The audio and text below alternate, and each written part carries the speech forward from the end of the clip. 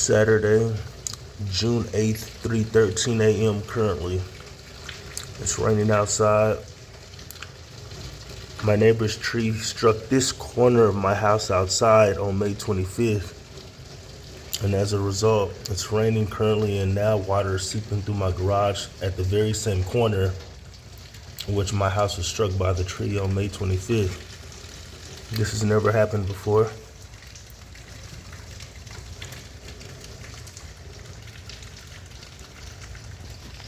You can see the water movement right there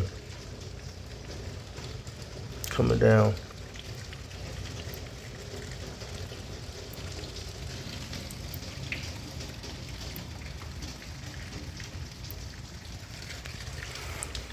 Hopefully it doesn't puddle more than what we're seeing now.